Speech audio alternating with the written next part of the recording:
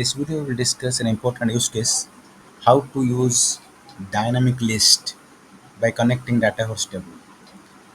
So here I have created a agent flow, and in this agent flow it is returning the data from the user entity.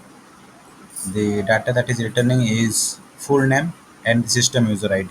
Okay, and I am using a select action. In my last video, if you watch, you can understand how this is done and how agent flow works.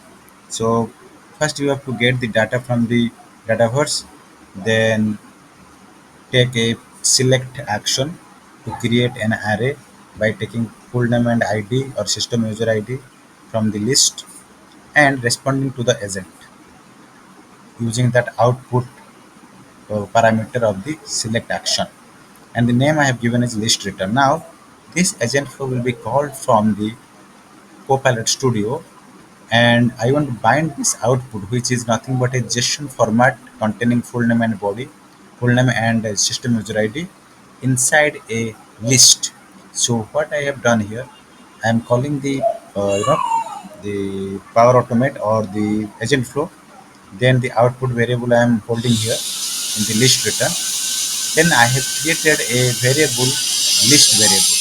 Okay, so there is an action called as set variable value. If you go to variable management, click on set a variable value, and in the set a variable value, in the two option, in the two option, you have to add this power effects. This formula is very much important because you have to parse the JSON, the output returned from your agent flow, and using parse JSON and table power effects, it will convert to a table so that it will you can run a loop, and using that loop you have to create a you have to extract the full name and bind to this list variable. So it is actually creating a list type variable or table variable, and this table variable can be bound with this adaptive card. So here, whenever you want to ask a question, you can choose the identify option as options from list variable.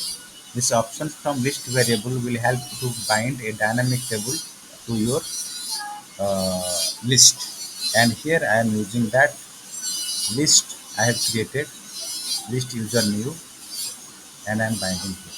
Okay, so this is a variable I have taken. The variable created as list new variable. This is the variable which is created to store all the items available in this table through the parsation option. This is very important actually. This for loop and constructing a loop and using table and parsation using the output from the agent flow.